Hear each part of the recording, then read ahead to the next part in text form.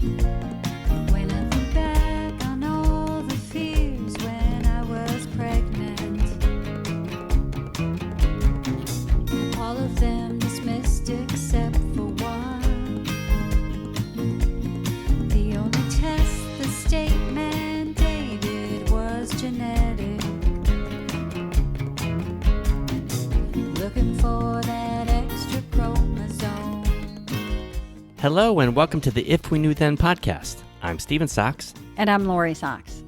and today we're joined again by Eric Rubenstein, an Assistant Professor of Epidemiology at Boston University School of Public Health. Eric is one of our favorite advocates. He is a researcher. He's been a volunteer for the Special Olympics and a lifelong advocate of individuals with Down syndrome. And our last conversation was with him and his research team out of Boston.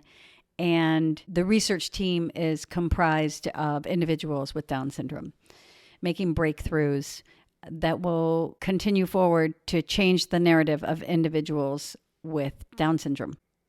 This conversation is another roundtable of change and evolution, progress, and insights that we feel so fortunate to be able to have and share with each of you today. So welcome, Dr. Eric Rubenstein.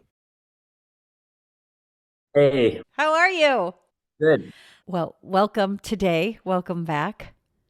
Thanks for having me. Would you like to kind of just do a little catch-up introduction, Like a refresh? like a refresh introduction? Sure. So, my name is Eric Rubenstein. I am a assistant professor at the Boston University School of Public Health, where I study epidemiology. And most people these days think of epidemiology and like COVID and infectious disease, but it's really, a tool to look at health and well-being in populations. So, you go to a doctor for your health, you go for an epidemiologist for everybody with Down syndrome's health. So my research focuses a lot on Down syndrome and intellectual disability and autism. And it sort of comes from being a Special Olympics coach. So I've talked about this here before, but I started when I was maybe 10 and I've been doing it a long time now. I joke about my win-loss record not being that great, and I really shouldn't still have a job there based on how few wins I have. But it's fun and it's nice to sort of stay connected to the community. These days, I'm doing a lot of Down syndrome research, and we got a few interesting and cool projects sort of thinking about the full population. So we have data based on Medicaid and Medicare usage. So we can sort of track health de-identified. We don't have anyone's personal information in over 100,000 people with Down syndrome in the US. So we kind of got this huge sample that we can really look at specific things that'll give us a better picture, because you kind of need to see the whole forest sometimes to get the real patterns. And just knowing a few people, you kind of have anecdotes, but sort of being able to take the step back and look at the full population, we're able to sort of find trends and patterns that we wouldn't otherwise. And then the other thing that we like to do in my group is we have what we call a co-research team.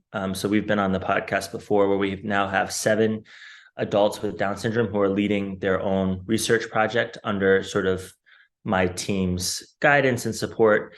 And we're looking at mental health. We did a survey. We're starting our 2nd year, and we're probably going to start doing some interviews of health professionals and sort of letting the people with Down syndrome drive the research agenda. They know what needs to be asked more than I ever could. So we're letting them lead with great success. It's really been fantastic. And so proud of the work they've done. And it's really been a highlight of my career and my time to be able to work with them like that. Well, that kind of feeds right into what a subject we want to talk about today is just having co-researchers with Down syndrome, using their abilities and really taking into account their experiences when it comes to research. You talk about keeping in touch with Special Olympics and stuff, and surrounding yourself with people with Down syndrome, so that this research you're doing isn't just strictly clinical. There's personality to it. There's a personal connection, and the fact that you see people with Down syndrome as capable researchers, as a researcher yourself, and you identify that as an asset. Oh, totally. And there are insights and pieces that they add to research that I wouldn't have thought of. I think that there also is sort of this, ivory tower, these academics that, think everybody is just in a textbook. Like nobody, there's no real people, they're only numbers. And then a co-researcher gives a research talk and they're reminded that, oh, the research they're doing is about people. And these people have opinions, strong opinions, and insight into what they're doing and what they're saying. So this year we've done a lot of that, of sort of highlighting our co-researchers to maybe people that do this type of work but don't really know people with Down syndrome, which, believe it or not, there are a lot of those people. I think there's like a anecdote. I think it was at a conference where, one year at the Down syndrome conference, they asked who here knows someone with Down syndrome, and like a quarter of the room raised their hands. So I don't know if that is still the case. Hopefully not, but just sort of getting a seat at the table and bringing folks with Down syndrome into the room. They are completely capable of a lot of the science we do. I mean, some of the Down syndrome research with mice models and genes, I have my PhD. I can't sit in those rooms because I don't understand what they're talking about, right? So, it's obviously got its time and place because nobody knows everything. But when it comes into questions about healthcare use and happiness and depression and employment, there really is no reason not to include people with Down syndrome as part of the conversation, as part of the research team. And is that Down syndrome research where it was only a quarter of the researchers that knew I somebody? heard that at the Down syndrome conference that I met you all at the T21RS conference, but don't quote me on that. But it doesn't surprise me. If that story was 10 years old, that sounds completely right. If you're not sort of a clinician, if you're not in the hospital working with this population and you're sort of working with mice models or doing cellular stuff, you kind of have to go out of your way to find people. And they don't always do that. Like 10 years ago, what would they have been researching? Because I just feel like it's just recently that we have a seat at the table and that you're seeing, Right. Down syndrome is a part of the conversation, and, the inequality is really being pushed to the Right. forefront. Mhm. What was it that was being researched? And I know this is off topic, but I'm just very Yeah, yeah. curious. So it's kind of to back up in terms of medical research, there's sort of two approaches. There's what we call the medical model, which is kind of like, you're sick, we need to cure you. We need to understand why your cells are acting a certain way. Why is your mitochondria doing this when this protein is added? Those kinds of like real nitty gritty biological questions. And that's the medical model. And then there's the social model, which is, we are people within a context of a society and a family and a school. You have all of these levels of interactions, and all of that matters to your health and well-being.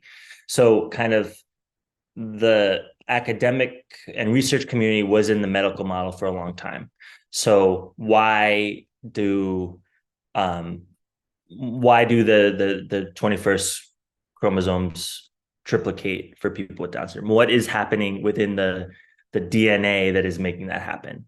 There are a lot of biological, medically interesting things with Down syndrome, whether it's the leukemia or the Alzheimer's disease, that it's a very big mystery that, if uncovered, would have huge implications for all sorts of healthcare and cancer treatments and Alzheimer's treatments. But in terms of how science works, you start with like a zebrafish cell, which is like a small cell from this fish-like creature that you can use, and then you sort of build towards humans. So the people that are starting this work, they make these animal models with the triplicated chromosome. It's just so far from humans that it's not their job to do it for humans. It's sort of, it gets passed along. They say, oh, this is interesting in mice. Then they say, oh, it's interesting in mice. Let's see if it's interesting in cats. And then eventually they hypothesize to the point where they're doing drug trials and we find a good drug for Alzheimer's.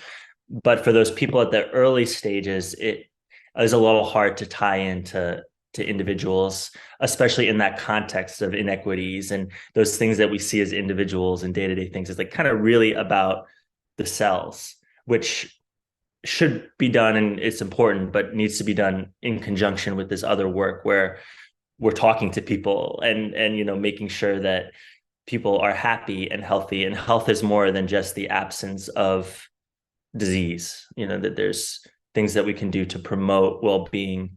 We could, if we cured dementia and leukemia in people with Down syndrome, that would be amazing and huge accomplishment, but it wouldn't get us all the way there, right? We would still have employment issues and all of these things that solving some of the big medical mysteries doesn't solve everything. What kind of trends have you found in your Medicare, Medicaid research? Yeah, so we have a paper coming out next month, which I can't talk too much about, but I'll send along when it's out. But what we see is that most people with Down syndrome are on these public health insurers, which is what we sort of expected to see. And we see that sort of the population is aging, which is good. Every year the mean age is getting older as people survive longer, live longer. We're sort of getting older and older adults with Down syndrome, which is great, but we'll need to sort of be prepared at the service level, at the sort of national level, to treat this population. We, not surprisingly, see kind of worse indicators of poor health. So we don't yet, we're working on like kind of the dementias and the cancers, but we see that people with Down syndrome die more often, are more likely to go to the hospital, have higher medical costs than those without Down syndrome, which is to be expected given what we know about Down syndrome and sort of the needs. But interestingly, it's not particularly different from intellectual disability. So we compared people with Down syndrome to people with intellectual disability to people with neither, with no developmental disability. And usually the people with Down syndrome and intellectual disability are pretty much the same in terms of death rate, hospitalizations, costs, number of visits to the doctor, which sort of implies that it's really nothing specific to Down syndrome that's causing these sort of poor indicators of health. It's sort of the larger system, right? It's, if it was all just dementia and leukemia and these specific Down syndrome related health factors, we would see a difference with intellectual disability, but we don't. So it sort of gets to that idea of this, these structural issues that these folks face, that, there are interesting complexities to Down syndrome, but we're kind of mostly in the same boat here when it's sort of the big issues are employment and lack of purpose and housing, which is really not all that much attributable to the 21st chromosome. So does the research, is it more reflexive of the breakdown in society and the the propagated stereotypes and the limits, like not receiving an education, which creates an individual who then can't find employment and isn't in a social environment and can't create those relationships? It sounds like it's like a downward spiral. It's because people are getting older, they didn't really, the repercussions weren't as apparent maybe, but now that individuals with Down syndrome are getting older, we can see the consequence of lack of inclusion and education and creating a system that supports, independent living, and right. work. I mean, and another thing that we need to factor in is that a lot of these individuals are of low socioeconomic status and, sort of minoritized race, where there's all of these intersecting identities that, we need to try to figure out, again, is it intellectual disability or is it being poorer than the comparison group? Because everything kind of ties in together when you have to not have a full-time job and, you're reliant on Social Security and all of those things that matter. As kind of the next steps we're doing, we're going to look to see who goes to Down syndrome specialty clinics. Kind of a hypothesis is that there may not be that many doctors well trained in Down syndrome. So if you don't have a good doctor, you might have to go to the doctor all the time because they don't know what to diagnose you with. Um, so we also think there might be some issues with like transportation and getting to the doctor. They're all kind of things that a lot of marginalized groups in the US face. And we're going to try to pick apart what exactly is sort of the ableism, the disability piece versus what's all of the other intersecting identities. So we're working on a project now where we're looking to see if people from minoritized groups with Down syndrome have worse outcomes than we would expect based on what we know about the outcomes in the minoritized groups and the outcomes in those with Down syndrome. So we know that Black folks have worse outcomes than white people. We know that people with Down syndrome have worse outcomes than people without Down syndrome. And you should be able to just add those together and find out how much risk a Black person with Down syndrome is at for, we're looking at death. It should just be math. It should just be, you have the risk that you're Black, you have the risk that you have Down syndrome, and it equals that.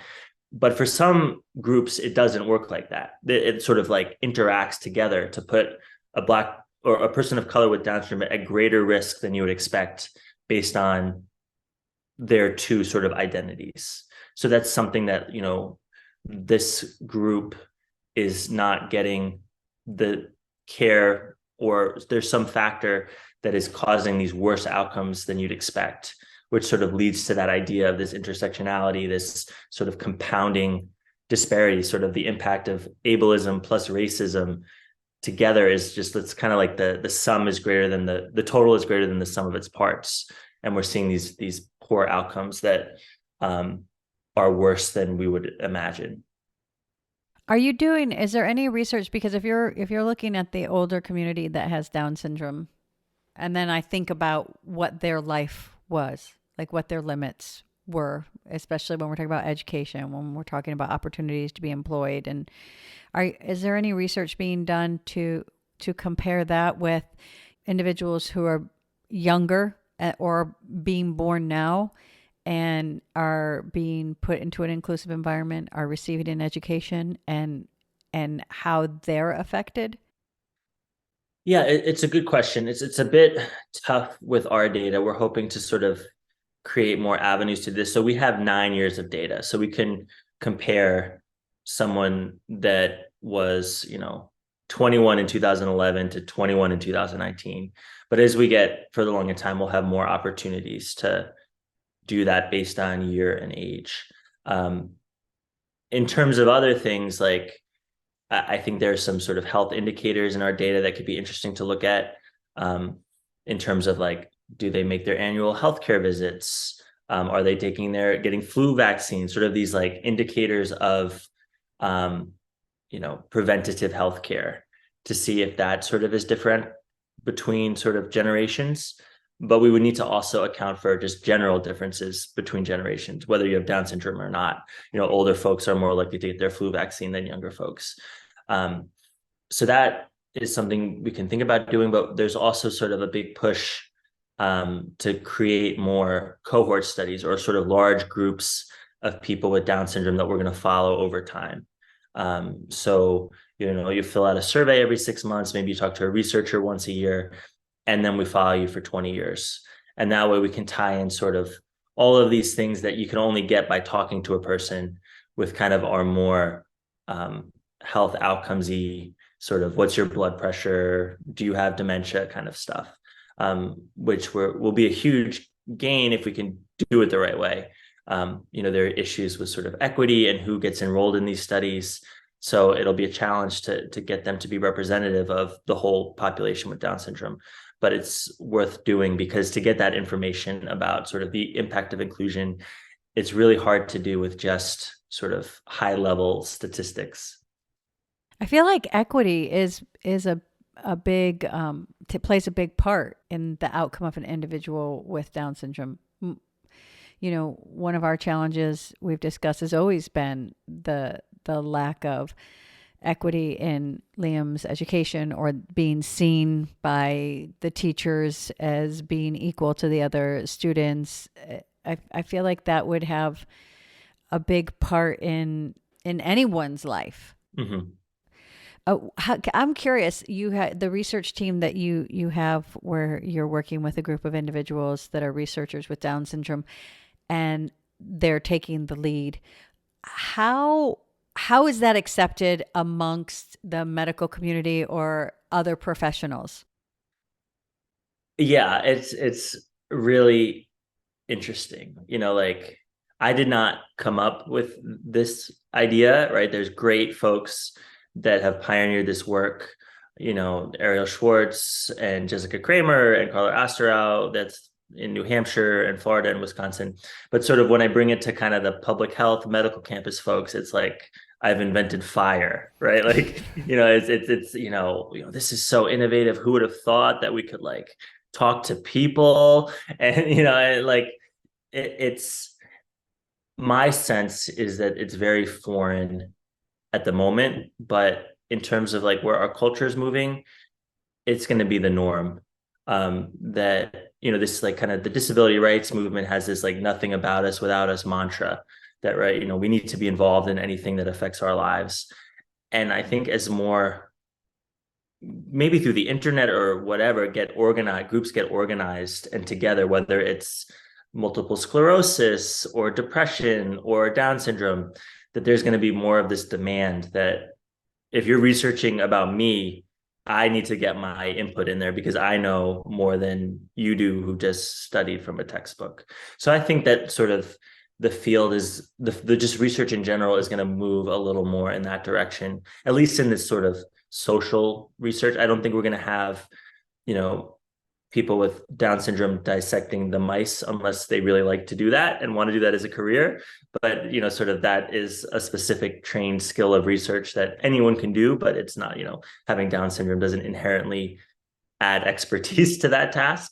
But sort of these ideas of what is your life like, what's important to measure. I think that we're on the forefront of sort of that being the norm, where it's almost unethical to do research without consulting with, representatives of the community. I think of what you're talking about, health and also economic status. I think that goes along with that too is the region of the country that you live in. And I don't know if it's too early to ask what you've seen in research about that too, but I can think of like you talk about a person of color and then also having Down syndrome, how maybe those two things together don't add up. It kind of multiplies. And then you can throw in economic status. You can throw in what part of the country you live in and kind of how you're seen and what benefits are there for you. Yeah, it's a really good question because this Medicaid data. So Medicaid is a public health insurance provider for low income and disabled people. And Medicare is for older adults, but also covers a lot of disabled people. It's like very confusing, the two, Medicaid versus Medicare. But Medicaid, which covers the bulk of our population with Down syndrome, is state specific. So where you live has a direct impact on the quality of care you receive, whether, you can get funding to, pay for transportation. And in the big scheme of things, those with Down syndrome, it's a little more stable between states. Sort of you hear about Medicaid work requirements and all of these cuts to Medicaid. Usually the Down syndrome population would be pretty immune to those, but it's still one of those things where if you invest as a state in Medicaid for everyone will do better. And we're going to look into sort of the state specific outcomes, but the numbers can get a little small, with 100,000 people with Down syndrome in Medicaid. And if you divide it by that by 50, we're looking at like, it doesn't split like this. California has a lot and Delaware has a few, but like, we don't have that many people in a state that we can do kind of the advanced statistics that we may need. And then region we're working on, but it's not exactly a great proxy because states are different within regions, right? Florida is different from I guess Virginia would maybe not be in the same, but there are some of these parts of the country where there's like huge political differences, if you just cross over a border. So we're going to look into it, and I think it is going to be really interesting. But you're definitely right that there's sort of these, what we know about people without Down syndrome is that state and state policies and sort of atmosphere surrounding this is super important to health outcomes. From the very first time I heard you speak, I've enjoyed your perspective. I love that you said when you're talking about dissecting mice, and you said, and having Down syndrome does not make you better at doing that. And that's why I think it's so, I think that the way your brain works, the way your mind thinks, it's so important to have someone like you at the helm of this research, because you're not, the reason why I asked is, how did the professionals take the researchers is, we experience a lot of pandering. We experience a lot of pity. We experience a lot of, okay, you talk, I'll let you, this is going to be cute. And we experience a lot of that. And I think that's having you, someone who I don't feel like your brain goes there at all, supporting these researchers and being the one to lead them is really important, because I think that you raise that bar even higher, and you being at the helm can take away a lot of the, I don't want to say boundaries, but the limits or the thresholds that others may, from the outside looking in, want to or inherently place on this kind of research. I appreciate you saying that, and I think one thing I want to mention is sort of a caveat, is that I've been very fortunate to get my research funded, which gives me the ability to put the effort into this part of my research, right? If I was having to grind out to get grants to keep my job, I wouldn't necessarily, this might be the kind of thing that I can't do because I don't get promoted because of it. I don't get money because of it, where the incentives for us as researchers really are oftentimes at odds to this kind of slow, methodical community building, which is a problem with the system. And I think people know that, but still, it's sort of coming from a place of really good fortune that I have kind of the financial support in my research to go about it this way. But sort of, this is my personal view. This is not, the views of anyone but me. But I kind of get a sense that with a lot of adults with intellectual disability, with Down syndrome, once they leave the school system, they're sometimes not held to a high enough standard. They're sort of, pandered is a good word. They're just kind of allowed to kind of do what they want and sort of say what they want. And part of having them on the research team is having the ability to get people back on track, get them focused, tell them when they're, they need to stop talking. And abled people and people without experience in this community feel awkward and bad doing that. And it's not, if it was your colleague, you wouldn't interrupt, you would just kind of put your head down and like ignore it. But it's doing people a favor to sort of, okay, I see you're on a tangent. I know you don't know when exactly to stop. I will step in and say, oh, Megan, what do you think? Right? Like there's that fear of maybe seeming like you're being mean, or you're like, there's like this too much. Pandering is a good word. It's just like, I can't treat them like a grown-up when they're going off on this. And I've been in meetings where we've had some sort of representatives, of the community, and, they have a lot of good insight, but it also can get derailed because they're not used to this table, and they're not used to sort of what our goals are as a research board or whatever we're doing there for. And it sort of needs somebody to step up and say, thank you for your input. Let's move on, right? It's sort of, just because they're at the table doesn't mean they get to rule the world, because nobody gets that.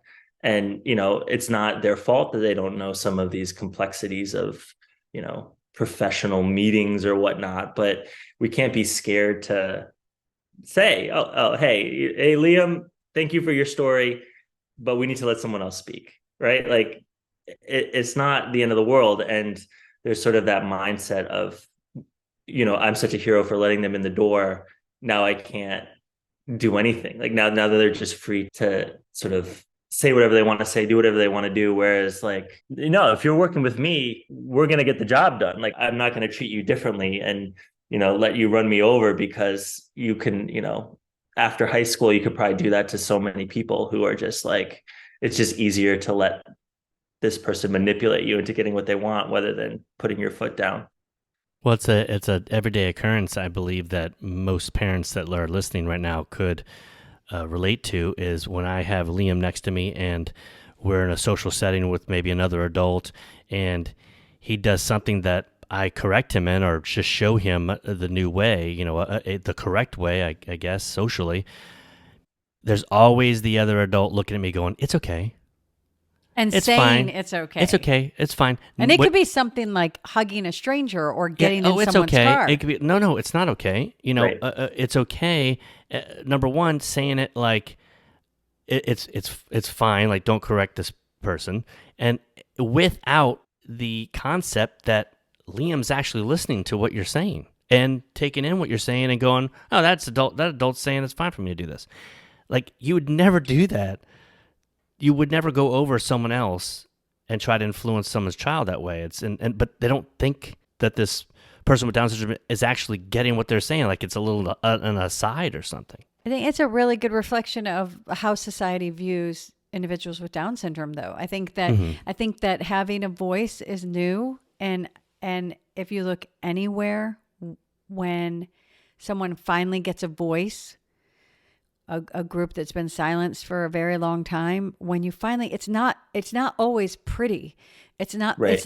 it's like when a baby is finally able to make a sound or make words. It's not always it's not the finished, polished product of someone who's always had a voice and who knows how to select their words or can read certain cues or has already said everything they have to say. This is a voice that I don't know when I'm going to be heard again. I don't know if I'm going to get to speak again. So it's like when you're first starting to get your voice, like individuals with Down syndrome are now actually, like in your research and at the table and talking in different places. It could get messy. They have not had the support through school to have those cues in place, and society has not had the experience of looking at individuals with Down syndrome or intellectual disabilities as able and equal. Yeah. And I bet, sort of in my mind, real inclusion is probably what you see with your daughter and your son, where she will call him a jerk if he's acting like a jerk, right? That's sort of like there's this idea we have, a high school team that has people with and without disabilities, and that's inclusion. But like the real inclusion is when the high schooler goes up and says like, you're a ball hog, you need to pass the ball, right? Like, that's inclusion. Like that's treating someone like you would, whether they have a disability or not, sort of, passing to the wrong team so they can score and feel good is like not real inclusion. It's like that the siblings really show us like that's how you treat you. It's like, oh, they're such a jerk right now. It's like, yes, people are allowed to be jerks when they have Down syndrome, right? Like that's the real inclusion, is when you get to the point of holding, having expectation, right? It's not just about being in the room. It's about you're in the room and you're also held to a standard. You're not sort of being infantilized and, being sort of a token. It's like you have to behave, you can be a jerk, right? Like, and it should be accepted that people with Down syndrome and these other disabilities have complex personal lives, inner lives, that like they're not totems of anything. And if they're behaving like a jerk, you should tell them they're being a jerk. And you would hope they would do the same to you, right? Because that's, what siblings and friends are for, is to like kind of check you when you're, not being very nice. I feel like the lack of inclusion in a classroom, especially, it usually stops around elementary school. If you happen to have your student still in the school system in middle school and high school, I think that's when the lack of inclusion really shows from both sides, because, I can imagine, like, I didn't have anybody in my school growing up who had Down syndrome or intellectual disabilities that was actually in our classroom. But you can imagine just like the adult talking to, the parent going, it's okay. Like a teenager, a middle schooler, and a high school who are going through so many things, Right. being in the position of, I don't know what to do here, because I don't like, aside from being bullies, like the individual who really wants to interact, their hands are kind of tied too, because they haven't had the experience, and Right. and they don't know what to do, and the only thing that they have really to model is the ableist model. Like that's like, oh, it's okay, and hey buddy, and we're gonna do this, and there's no bar really there, like Yeah, there's no guardrails. There's actual social rules. Yeah, you'd let them, like, even you let them get away with more. Like, I know that even when I bring Liam to Sophia's high school, and Liam is a 13-year-old boy, and and they'll be like a really pretty girl, and he'll be like, I'm gonna go with you, and she'll be like, oh, okay, and I'm like, no, Liam, you don't just, like, you don't know this human. There's like, he's like bypassed so many levels that, like, the other high school boys are going, it's that easy? like Yeah, just go. Liam's I can just put like, my hands come out on, and come you'll with hug me. You and me. He'll be prom king. Yeah, you and me. You come to my house.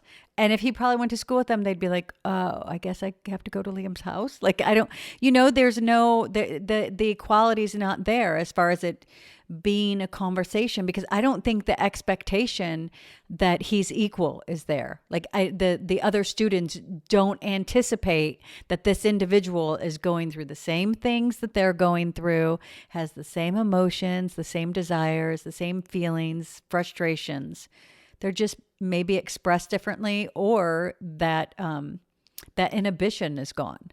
Yeah, and they're also probably feeling that they could be reprimanded if they didn't just do what this child with Down syndrome wanted, or like, you don't want to be the bad guy, right? Is the idea. So socially, we not only have our kids with Down syndrome not being taught the correct way, but we're not teaching the rest of our kids either the correct way, because there's very little inclusion together early on in the school system. Yeah, and I don't do a ton of school-based research, but it's hard, right? Like to do inclusion, to get everybody to meet their learning goals. Then you have like all different types of inclusion, or you have non-English, or English as a second language learner, and like all of these different things. It's very hard to have that atmosphere and also meet the learning goals that are hard to meet, period, given sort of the way we do education in the US. So it's not easy to sort of balance kind of the learning part of it, the textbook, the math, this, but sort of the interpersonal learning, it really is important, and we can do better. I don't know how to solve it when you've got like 6 different levels of math skill in one classroom. That's not my job, thankfully, because I don't know how you go about, I was the kid that was like doing that night's homework in class. Like, I don't know how teachers do it. God bless them. But, to sort of handle all the different levels, it's really hard. It's not an easy thing to do, to teach. No, agreed. But the social part of it, I just see so much learning that can happen just almost without direction, just bringing people together and learning how to talk and interact and learn together. And so I've seen a lot of almost hands-off learning by just bringing people together, just where then that just becomes a commonality where we just do that. We're just all together. And there's going to be, conflict, but that's how we learn socially. I feel like with Liam's friend, because now he's at a new school and he actually does get receive his education, and he has friends. I feel like one thing that usually happens whenever I see him at school is I've had to remind his friends, if he's bothering you, tell him. Like, you're not doing anyone any favors. And you can see that they're very uncomfortable, but I feel like they do better and better with it. But it is a bit of permission that needs to be there, because inclusion isn't a given. And I feel like in order to make the changes that we have to actively participate. Like, I've had to tell his teachers, I've had to, say in an IEP, let Liam get in trouble.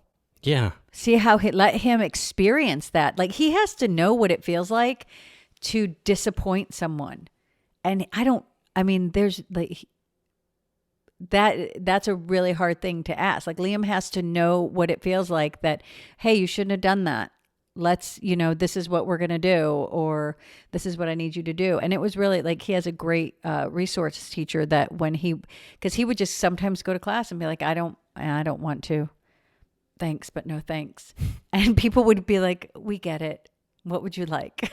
and I'm just like, I remember the first time that happened, I was like, what did he ask for? Well, he asked for this book, but we didn't have it. So we ordered it. And I was like, is this what you do for every student who doesn't want to do science work? And they were like, no.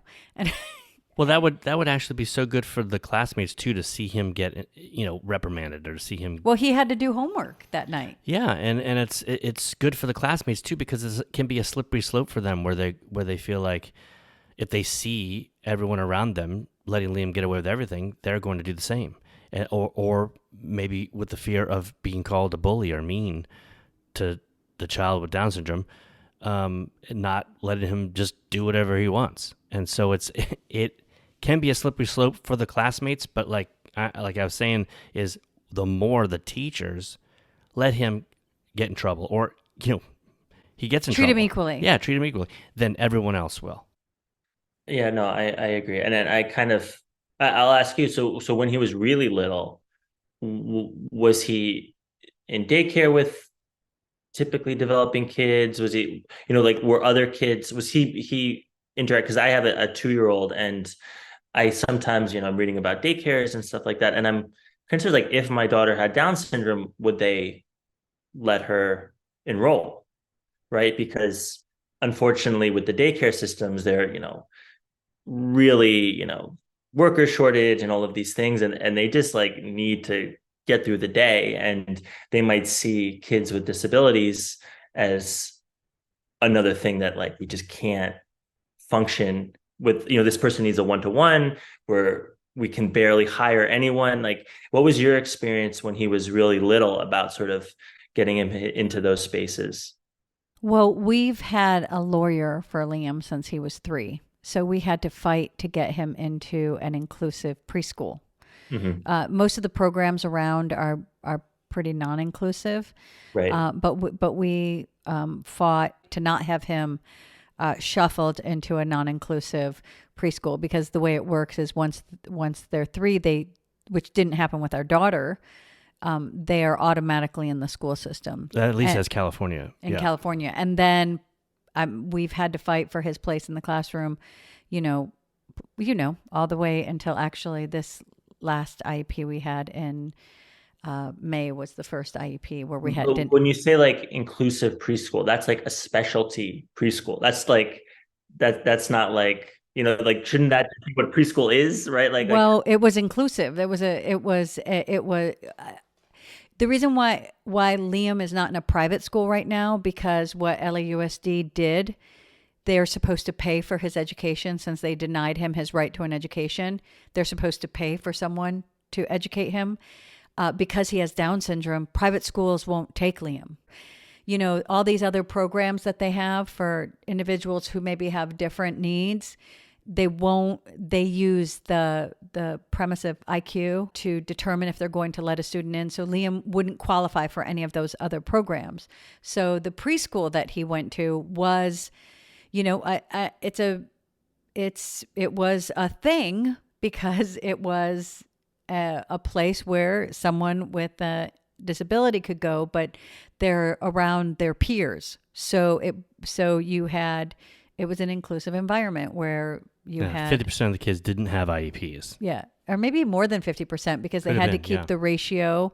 They wanted to keep the ratio to where it was, like a classroom. So it didn't then become the other model. But And as for daycare, Liam did not go to daycare, but at 3, because he had all those services that he had. yeah, every and day. we had decided someone would be home with him, and that was because we had so many services prior to 3 through what California has is called the regional center, and they do OTPT all through that, and they'll Early come to your intervention. house. Yeah, early intervention. But I will say our friend who lives in England, her daughter or her son, Bertie, goes to a preschool. Yeah, he does. That's right. And he just goes to preschool. And Right. Just right up the street. his brother went to the preschool, and then they met Bertie, and they love Bertie, and they're like, Bertie has to go here. So it's really what you want it to be. I feel like that change is coming. I feel like I'm seeing it more in little bits, but it's just the beginning. So unfortunately, you do get places where if your child has a disability, the parents of able-bodied students will, like, we had that in kindergarten where people were like, why is he in our classroom? Yeah, this is again not scientific based. This is just kind of my feeling and sense is that like 5 is too late for inclusion to start, right? Like at that point, the kids can talk, they can really see that something is different. Where like, my daughter has been around my Special Olympic athletes her whole life, and they love her, and they do not necessarily look like people she would see all the time, but they're not going to be different to her. That's just who they are and what someone with Down syndrome looks like. Where a 5-year-old who's meeting someone with Down syndrome for the first time, of course they're going to say something. They're 5 years old, right? Like they've lived their whole life thinking people look a certain way, and then they see someone that looks different, and they're 5, right? It's going to be different, and they're going to treat them different. We sort of need to get like that still moldable brain of just sort of, I've always known someone with Down syndrome, right? Like that's just what a type of person is, and other disabilities. I've always known somebody in a wheelchair. That's just like what people are, versus sort of being exposed at that point where you already know that something's different, and then the teacher treats them different. And, kids are smart with patterns. They can tell when something is out of their usual. And, we have to really start young. So it just is their usual to have, kids in wheelchairs and with disabilities and all of those things, because, I think that it's too late when they're sort of think they know the world. Yeah, and think how detrimental it is for that introduction to happen at 15, let's say in high school, or at 25 when you're out of college. That person doesn't have any skills to handle somebody who has a disability. They're like, well, I don't even know if I can go talk to that person. I mean, you haven't experienced that. It's like, it can be really difficult. We've found that the 5-year-olds, that transition is so much smoother than the parents of the 5-year-olds, right? So those 5-year-olds, the parents at were least, like, "What do we say?" Like they actually asked, "What do we say to our kids?" And I was like, "Or could you print up a book that we could hand out to every kid in school?" And people do it, and now I have to tell you, now I go, okay, well, that would be a nice thing, maybe as part of something. Like Down syndrome awareness. Hey, here's some things that you don't know. And maybe now, me, 13 years later, I might be more able to do it. But when I just, have fought for years to get my child into the classroom and have parents say, and I don't mean to be negative. They didn't, but they sent the teacher said, well, some parents want to know what to tell their child. That's right. And then I did have a parent say, you should make one of those Shutterfly books and pass it to every student. And But one of the beautiful things is that we have 5-year-olds that have been with Liam, started with Liam going to school. And so now in 25 years, those 5-year-olds will be adults and have kids and won't be asking the teacher, how do I explain this other student to my son or daughter? we are getting there, and it's a little at a time, but there's no doubt in my mind that these classmates of Liam's are going to have a totally different subset of skills and tools than I ever had.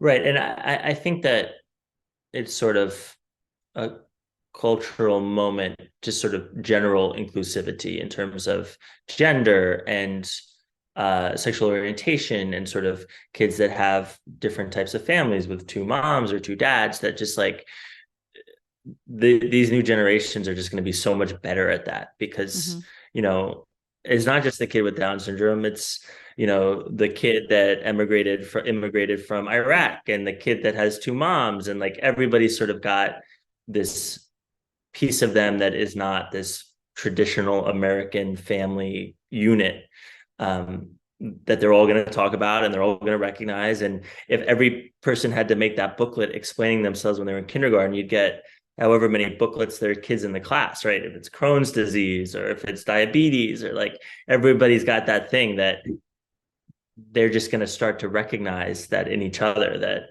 oh, that's, he has Down syndrome, but he has Crohn's, and he just moved here because his dad's in the military. Like everybody's got their stuff. And, I think Down syndrome is maybe a special case because it's so visible, right? Like, you see it, like even with comparing it to autism, like in these, place-based groups and stuff, like, they quote unquote pass, right? Like the kids look the same. You don't notice. But, when they get older and start sharing about themselves, that everybody's got an interesting wrinkle to themselves that, is worthy of being inclusive of. And it might be something that our parents or grandparents would not have understood, or, it's just sort of evolving with the times. I think evolution is the key. I think it's just so much better when people just like let go of that need to label and put a pin or a box around something that's different. Like that's always been what I've thought, is that, all the other 24 kids in Liam's class, not only did what they learned from Liam, but what they understood from the teacher about differences. And this is like the school now, amazing, inclusive, supportive, everything. But, he was in a bad situation, and kids get in bad situations in bad school districts. And, it imposes so much on the other students whose challenges aren't visible, and it teaches them lessons that might take a long time to undo. It instills fear that doesn't need to be there, that nobody needs to carry. Right. And I think that sort of societally, like a lot of life is zero sum, meaning there isn't necessarily, for every winner, there isn't a loser, right? Like there's no competition. There shouldn't be competition. It doesn't matter that Liam's in the classroom for the kid next to his spot on the softball team. Like there's just this competitiveness that we feel all the time around us, that like, I need my kid to have every possible thing placed for the best outcome. And that means every kid next to him is going to go to an Ivy League school, and, the basketball team is going to win state, and everything needs to be the best because he has to be the best. So it's like, no, the kid next to you is fine, right? Like you don't need to step on him to get higher. Like, it doesn't need to be, nothing needs to be at the expense of anyone else, right? You can have a good education and not have to have someone have a worse education so you get a better education. Can we talk a little bit about ableism? I mean, I think we have, but we can be more direct. Yeah. Can we define what ableism is? Because I feel like it's also something that our community participates in. Yeah. So I'm not the expert on this. Again, I don't identify as having a disability, but it's sort of important to be an ally and name these things, that there's sort of this expectation and sort of norm of being able-bodied, and sort of those that are not able-bodied, as society defines it, have to go out of their way and there's often segregation and challenges that one that does not have this quote unquote able body face, sort of, similar to how, sort of these other isms, racism, sexism, homophobia, sort of create sort of segregation or obstacles that some groups have to face because the majority, the normal people, quote unquote, have things a certain way and they have to do things differently. So let's just not change everything. Let's just make one of those like stair climbers instead of putting in an elevator, right? That those kind of challenges that a disabled person faces because the world is made for non-disabled people. I would say I was kind of rambling at the beginning. That's my definition. The challenges that disabled people face because the world is made for non-disabled people.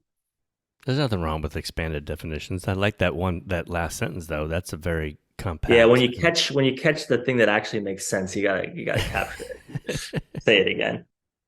Is it ableism when a student with a disability is segregated into like another event that's made for those individuals with disabilities instead of being included in, okay, so the team has a football team, but we're not going to include individuals with a disability, except in that towel position or that water boy position. But we can make a separate team or we can make a separate something for them at the school. When Caden Cox, actually his team, he was a kicker for his school, his college, his community college, and they actually sent him into the games with a helmet on, so nobody knew he had Down syndrome. Didn't tell the other team, and so he'd kick an extra point. Like that's inclusion, right? Like giving him the opportunity to have the full experience. And he was a running back for a play or two. Remember, he got stopped at the 1 yard line and didn't get into the, and he was so upset, but they stopped him. They stopped him. I mean, you don't see that when someone with Down syndrome gets on the field. You see a lot of flopping and just letting the kid score a 99-yard touchdown. So that was a really neat thing. I when you start talking about football, I'm so glad you brought up Caden, because in my mind I go, well, I guess there's special circumstances when there's safety involved or something, but yeah, Caden's a perfect example of being in a contact sport and going 100% along with your opponent going 100%. And I think it's great that someone gives you the opportunity if you want to be a water boy, but if you want to actually play, that opportunity to train, that opportunity to try out like everyone else should be there. The opportunity to try and fail should be there. Yeah, no, I agree. And I sort of, as a Special Olympics coach, I have these discussions a lot about sort of, we're oftentimes a team of just people with developmental disabilities playing other people with just developmental disabilities. And is that inclusion? Is that right? And I think part of it is to recognize that it is good to have spaces where you're with your people, right? We see it for all other marginalized groups. It's good to be able to feel comfort and safe in your group of friends with Down syndrome, where you don't have to, act differently or feel like you're out of place. So I'm stealing this anecdote from Tim Shriver, who runs or is the president of Special Olympics, and he's a Kennedy and whatnot. And he said that his wife coaches a unified basketball team or some sport. So it's got people with developmental disabilities and people without. And the folks on the team with the developmental disabilities go to the bar themselves after the game, and they probably invite they want to be by themselves. They want to be with their people at that time. And it's good to have both opportunities to have, it wouldn't be looked at differently in the Black community or in the LGBTQ community to have your spaces. So I think it's important to recognize that the goal isn't everything is inclusive, right? If the Down syndrome club should be people with Down syndrome, right? Like, it's okay to have your folks. But when it comes to sports, I think there's this interesting issue that like people with Down syndrome and intellectual disability and development and Special Olympians, like they like sports more than their peers, right? So like there isn't the skill level becomes out of whack at some point. Where like when you're little kids, everyone has no skill, so there's no issue. But then as you get older, the kids that are good play contact football and they're good and they beat each other up. And the kids that don't like football don't have any qualms about not playing. They're like, I don't like football. Why would I want to play football? And then we have our population that are like, I love football. Right. There isn't that like that peer group that is at the same athletic ability, right? You know, sort of we've got all of these athletes with special needs that like love to play, but the sort of inclusive parallel folks that would be at their skill level are not playing sports anymore. They're doing their other hobbies. So we're sort of left with this imbalance of the only people to play these sports with are really good at it, because especially in adulthood, if you're playing basketball in your 40s, you've been playing basketball for 35 years and you're probably pretty good, because if you were bad, why are you playing basketball when you could be in a knitting circle or a book club? So they're just like, I feel like the issue to inclusion in sports is that we need more people at a variety of skill level playing sports, like with and without disability. It's just that there isn't that spectrum of people that may not be excellent softball players that like to play softball, and it's hard because you know people within this part love playing sports, but it sort of is oftentimes not inclusive, or you know sort of this not real inclusion, because I don't want a high schooler kid to bowl, like play at their peak potential against Liam, right? You know, that's an unfair competition, but the kids that Liam could play football competitively with are probably doing things that aren't playing sports. So sort of trying to find a way to find activities where sort of skill levels can be equal, which is a challenge because, you know, I have 62-year-olds on my basketball team that I don't know any 62-year-olds that play basketball except from Special Olympics, right? Like we're peak athletes, you know, but like, what's the competition that's inclusive for that group? And it gets kind of hard. What do you see with the teams that you have through Special Olympics that are, what do you call them when they're Was it Unity? Is that what you said? They called them unified. And when it's really little kids, I think it's perfect. And everyone plays and everyone plays hard. And also a lot of times with siblings, it's like a really good mix. And then sort of like, I think there's some good high school stuff where the players really play, you know, like a lot of times, you know, you would see the person without the disability as just kind of a facilitator or just kind of like there to pass the ball to the person with the disability. And some places do it better than others. But a lot of times it really isn't a cohesive team, right? It's sort of volunteers and athletes on the court together. And, you know, just sort of, if I have an open 3-point shot, I'm going to shoot it. But like a lot of times in these situations, you know, it's about getting the athlete, the people with the disabilities involved and the chance to play, which it doesn't necessarily need to be like that, because that's not how you play the sport. You know, I think that there's something lost when you're sort of passing to the wrong team, and you know, like just it's not right with me it's still not inclusive, right? Like if the players without the disabilities aren't really playing, they're just sort of assisting. But it's hard again because there's like, you know, the high school kids that like to volunteer with sports like Special Olympics are usually good at sports, right? And they could dunk on my head, or you know, like they could be really good. And you know, it's hard to know that limit of how hard I should play. But you know, I think that the more normalized this is, the easier that'll get to be.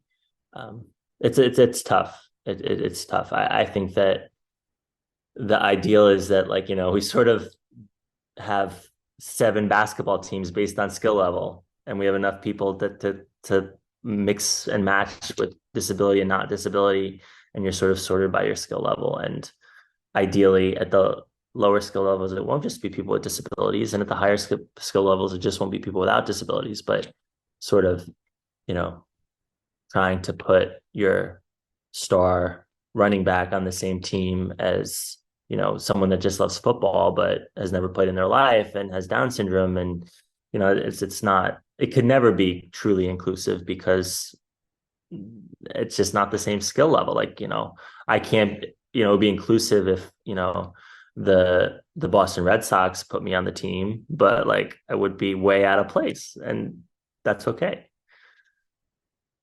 I feel like when we're talking about that, because I feel like it's because it's at the beginning, and you just said, like, I'm not saying that in high school Liam should decide, like, yeah, if he hasn't played football all this time, if we haven't played football, I don't expect him to go in and play football There's if still he a wants standard. to. There's still the standard. That to me is the problem of, I get it. I'm so torn because honestly, I watch those videos and I'm like, I get it. It's beautiful, but in my mind, I'm like, did you give that kid an inclusive classroom? Did you give him the supports he needed to access his curriculum? Did you support him? Did you include him in the ability and opportunity to train as an athlete? Like, what else? Like, Was he playing football? was like, he playing as a football? Very kid? little. Yeah. Was, where Right. was he included along the way? Because I don't expect Liam to, like, his sophomore year to walk in and be like, I want to play football. If I want to be a part of the team and they'll allow me to, like, help, because there's a lot of people on the sidelines that aren't football players, but also do not have a disability. Like, if that's the job that he wants, then absolutely. But I think that it's like, whenever I watch those videos, and it happened to Liam in a track meet when he was in first grade, first grade, after they had actually denied him his supports, had been found guilty of discrimination against him. He actually had to redo first grade because he did not receive an education at all. And at the end of the school year, they tried to say, well, he should be taken off curriculum because of their lack. But when he got on the track to run that lap around, and With because four he other wanted people? to run the race, even though he's not included in PE, so he doesn't have the opportunity to train. He doesn't have the opportunity to train like other kids. Everybody was cheering his name. Now I'm watching him, like, and I was going to be tough. I'm like, they better, but knowing, I knew the work he put into it to run that lap. Right. I knew what it meant for Liam's body to not stop once when other kids had. I knew that he motivated other kids to run faster because he was there running. But there was part of me that was so mad at the fact that everybody was rejoicing in this great thing that they're doing, cheering for my son, when what they really could have done was invited him to a birthday party, played football with him, and included him on the field after school because he's got a heck of an arm.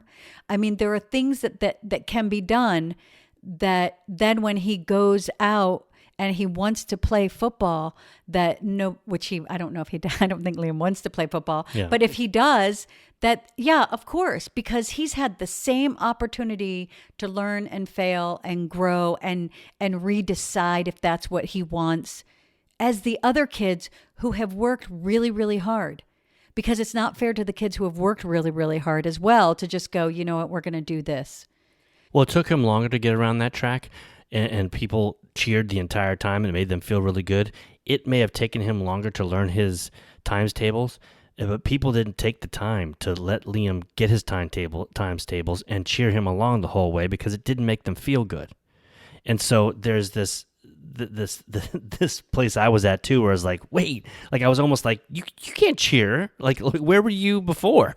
Like, where were you with all the other aspects of his life? But- especially that we're on a school campus. But also, it's like then they gave him the gold medal. They gave him the medal. And when I he could- came in, and the they lady gave- couldn't stop it. She was just like, and she just They like gave the first place kid a medal. Then the other three kids that came Got in ribbons. second, third, and fourth got ribbons. And then here comes Liam, and I'm expecting him to get a ribbon, and she couldn't help herself. She's just like, oh, and she just put she the medal couldn't, on him. but you can't. Like, and then you that can't, that's kid just who what- won was like, but but I won. that's the thing. Yeah. Is the little kid who won, who had been included, who had like worked really hard. And he was the fastest kid. And he was the fastest kid, which is kind of hard when you're in first grade, because those kids run full tilt bozo the whole way. He came up and he pulled on my leg and he said, "But Miss, I won." And I said, "I know you did. I know you did." And so that's how, like, what does he feel? What did he feel in that moment? What did he lose? And I don't think that's part of the conversation. It was hard. I mean, how do you simmer down? Liam something didn't like that? even want the medal. He No, he was like, he "Ah, I just traded it finished." in for a ribbon. I was like, "Hey, bud, we're going to trade this in because he won and he was happier to have the ribbon." I don't think it mattered either way to him because he just liked running.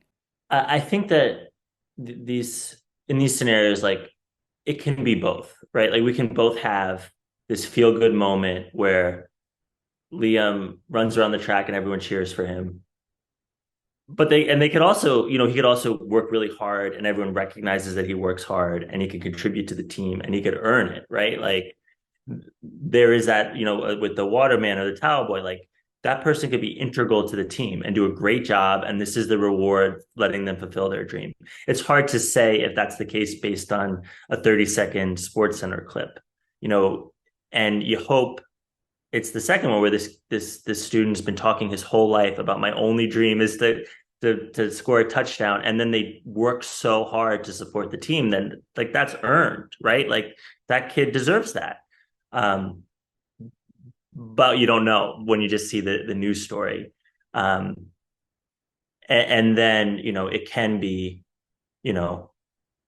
I see it with my special Olympics, like they love getting their medals and they've got 100,000 medals. They get 6 medals a year, right? And it's like just such joy that it's almost hard to deny it, right? And it's a joy that I wouldn't feel if I got medals that often, right? And it's something about the disability and the intellectual component to it that like that joy you want to see and feel and be a part of, right? Like having a little kid, I see that joy and it's going to go away because that's just what happens. It's just that becomes standard. But to see like the excitement that my athlete gets getting their 75th gold medal, it's like, I wish I could have that, right? And I want to see that and feel that because it is just such pure joy that, it is, a gift to have that ability to experience that type of joy. And, people recognize that. And, you don't want to do it at the expense of, others or like making this kind of hallmarky moment. But it's just the truth that especially, once you get to adulthood, like kids have that joy too, but like to just see, a 45-year-old athlete wearing their medal into work the next day. And they won 6 medals that year. It's like really like a Tuesday. Like it's just a normal day to get a medal, but it's just like so important that to give people that moment. I get it. I think that there is that part about sort of, using them and, giving, sort of going for the hallmark moment and not really having them incorporated. But I can see that joy can be undeniable for a lot of people, and to want to give someone that moment where they can experience such joy. Like the other towel boy is not going to feel like that if they let him in to score a touchdown, which sort of makes it tough because it is just so nice to see that type of joy in the world, right? And it sounded like Liam maybe wasn't super into track. Like maybe it's not his dream to score a goal because he sounded very mature to be like, I'll take the ribbon. But there are a lot of kids that, that is the highlight of their life. And to see that is just, it's nice to see people have like the best moment in their life. And I don't fault people for embracing that. I absolutely agree. And after, speaking with, learning about how Special Olympics was created and really what was behind that inclusion and lifting every athlete up. And it didn't only start just for, individuals necessarily like at the ground roots with disabilities. And I think like when you're talking to me about that, all I can think, I don't know. I can imagine being 45 with Down syndrome, what maybe that might have meant, like what that journey is. I can imagine that when you maybe don't get so many wins and opportunities in your life, you know what I mean? It's that same thing about finally getting a voice. If like I'm not allowed to be educated, if people look at me with pity all the time, if you're 45, you've heard the R word a lot. If nobody expects me to get married or date or drive or none of this, and you have the opportunity to prove that you can do something. It's literally you're proving to the world and probably to yourself, I can do something. Right. And I honestly think it's beautiful and wonderful. And you've shed some light onto like, yeah, people need to be able to be, in their group where they can like vent. Like you have a mom's group, you have every group that you can vent. But I think there's so many externals. I think there's such societal challenges and limits that are put on.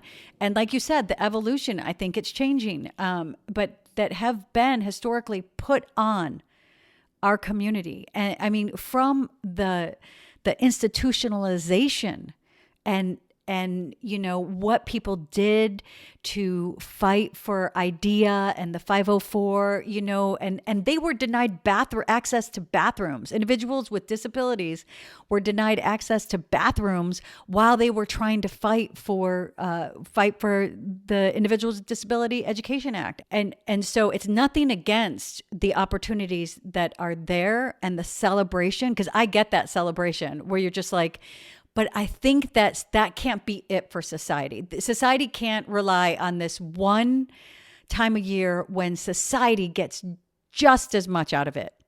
Every volunteer there is like, this is amazing. Anybody that I've ever spoke to as a volunteer for Special Olympics, it's rewarding. But I think that there has to be other things. Like it just can't, it's like the track. It's like Liam's track meet. It can't just be, we're going to go out and cheer for him when he runs around the court, which is great. Cause honestly, it's elementary school. They cheered for everyone, but, right. So, but it can't just be that. Right. It has to come, like we have to acknowledge that this is a total person. And maybe if that person was given the opportunities in school, maybe if they were receiving those supports, maybe if they had a job where their peers looked at them as equal, then maybe that medal, and maybe when they walked in and they had the medal on, people didn't talk down to them or pander to them. Maybe if there was just a big shift in viewing that, then there would be a little bit more perspective and there would be change because there'd be other things, which I do believe those are becoming available to our community. Well, it reminds me of, and I'm not sure where this fits, but it reminds me of a softball team Lori and I used to be on. And in Hollywood, there's a Hollywood league where every TV show has an opportunity to field a softball team within a league. And whatever show we've been on, it's always, we're going to do a softball league. Great. So they're looking for, you need a certain amount of players to show up every Saturday or Sunday. So you're really not real, like you want really good players, but you don't have a big mix of people you're pulling from, and you also, there's always this thing of, I want some of the actors on there. I want some, you got some grips that can hit the homers, but you're like, what I kind of want. So you do have teams in this league that are just stacked. But there's also teams that's like, man, we gathered enough people to play, and you have to have a minimum of different genders too. So you're looking for a real group of people that just happen to work together, and let's have a weekend game together. So, man, you're gonna one time in our league we won one game out of, I think it's a 10-game season. We won one game. That win was epic for us. It was huge. We celebrated so much from that one win. Now, those 9 losses, we had a great time. In those 9 losses, Lori got a couple of game balls, right? She was the catcher. I remember there was twice there was a foul ball, and she dove and bucket list. And got it was now, a bucket list because I am not athletic. Well, no, that's not true. You are athletic, player. And I only bring you up because out of our group, you were the one that you were like, I just don't play, right? But I could probably field this position and learn this position in the moment. And there were some things that I feel like I was the kind like, put me on third, I'm ready. Like that's my spot because I know it's a difficult spot, but I'm confident in my game. Well, I made mistakes.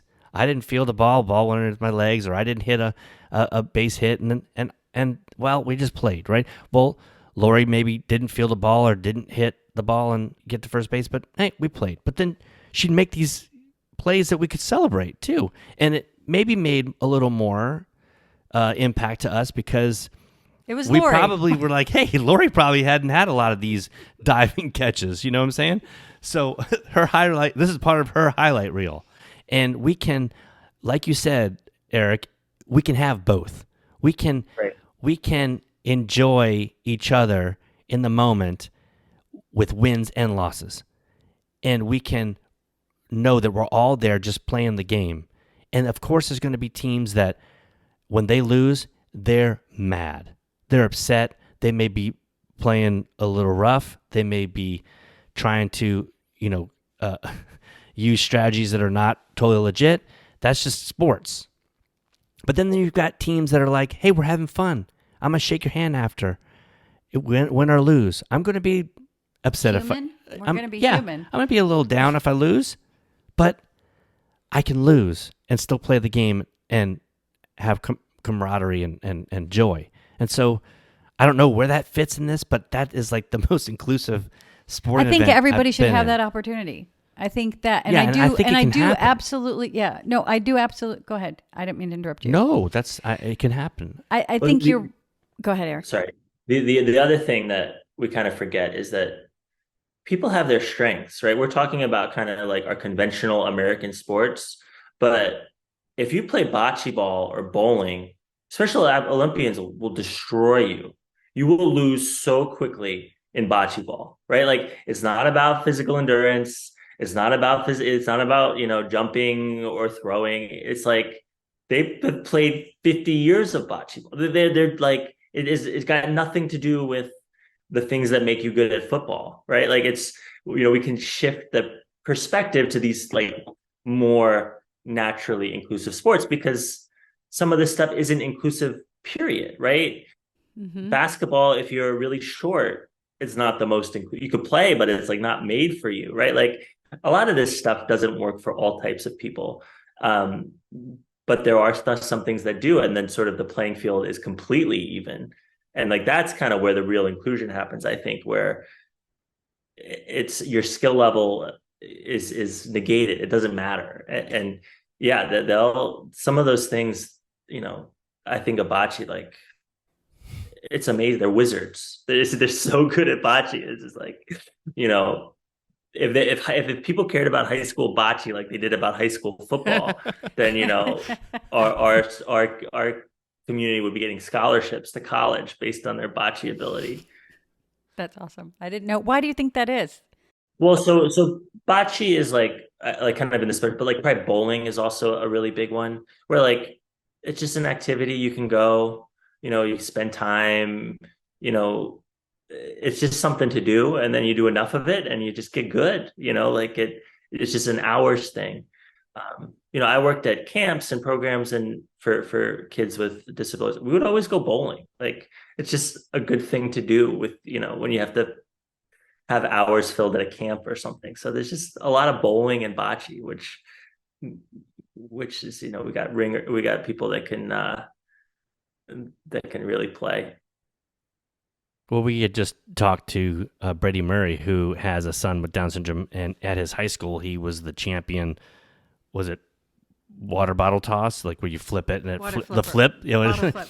Because obviously, it's something that you can get a knack to and do, and you work hard, and it pays off, and you get it. And maybe another kid didn't work that well, or everybody can kind of start with like right. There's the gifted.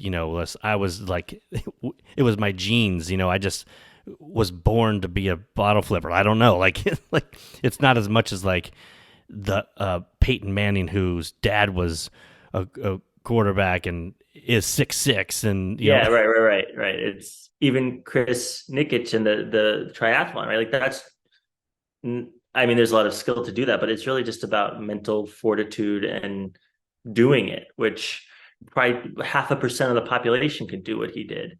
but he didn't have any, he didn't need any head start, right? He just did it. Whereas a lot of the things that we value in terms of sports and knowledge and stuff, you have to have a leg up to sort of get that acclaim that we're talking about. I'm ready for the narrative to switch to where people understand the benefit and the work and the ability of individuals with Down syndrome. Because until that is seen, there's still going to be externals that put limits on our community and our children that really, push their lives in a certain direction. But once that ability and that equality is there, to really understand, so we can, break free of those misperceptions and those stereotypes. I remember and actually it was the same IEP when Liam was in first grade. And I remember there was a real hard push from kindergarten to just pull him off curriculum. And we weren't ready. We were like, we'll let Liam tell us where he's going to cap out. And they were just saying like his communication, even though every morning he'd walk in and he wasn't completely expressive because we found out he wasn't getting his speech therapies. But every morning he'd walk in and he'd sign to his teacher, "Thank you for being my teacher." Every morning. And when he'd leave, he'd tell her to have a good day and thank you for being my teacher. And she never even learned how to sign good morning. Like she never learned how to sign back to him. And there was this hard push about what he couldn't do. And I was just like, my son has learned a second language to communicate with you. All of you. He's actually learned a second language. Have you? You say he can't communicate with you, but he's been working really hard. It's you who aren't communicating. It's you who aren't meeting him and seeing him as able. And I think that when those other things are let go of, our children and this community will have the ability to have to just be where like even the littlest win isn't everything. Where they just can be and enjoy, and it's not such a surprise, or there isn't this like drive to have to prove who you are. I mean, that must be exhausting. I think I asked your research group that question before. Right. It just must get exhausting, always having to prove yourself.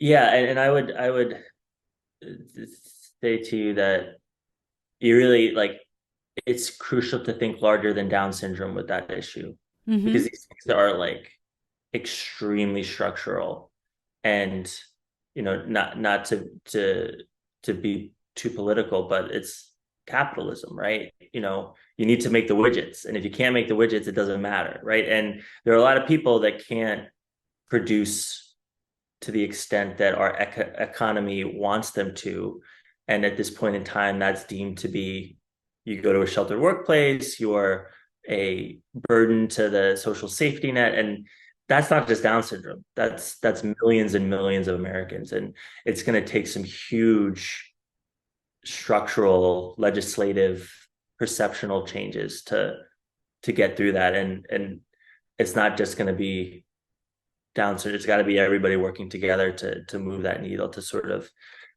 just emphasize that there's more value than just your economic productivity, because everyone feels that, like they judge themselves about how much they're getting paid and whether they're doing a good job. And, that system will never work for everybody. It just can't, because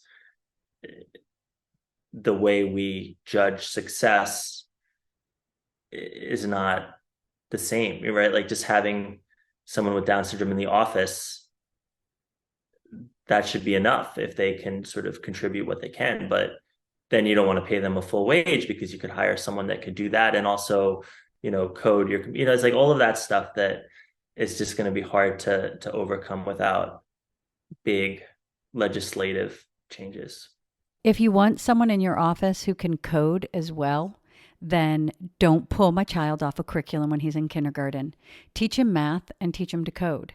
And you're right. It's about being that it's not just people with Down syndrome who have this situation, but sometimes on this journey, you're made to feel like it is. And there's this kind of a freedom there to deny that equality with no respect to any kind of consequence, and I think that's it. Like, if everybody understood we're all equal, and it doesn't just because you have an extra chromosome that you are less equal or less able, in this full spectrum that is perceived.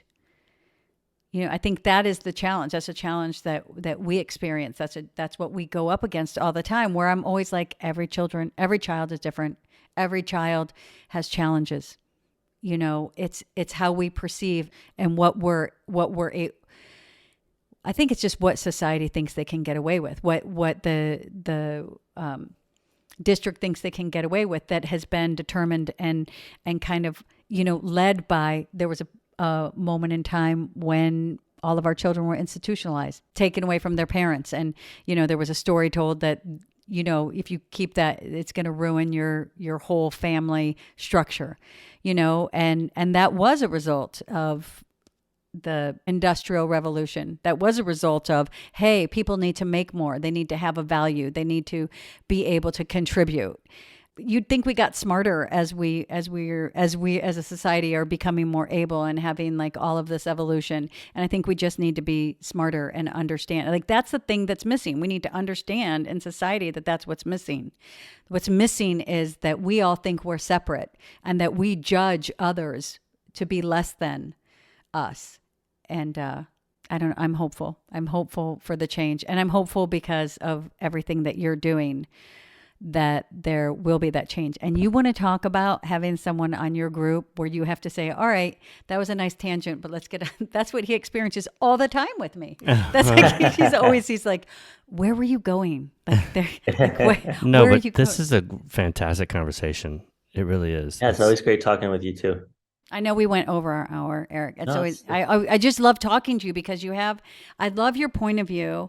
And I wish people had that same point of view. I wish more people had that. I always bring it back to inclusion. And I do believe it's because you are the product of inclusion.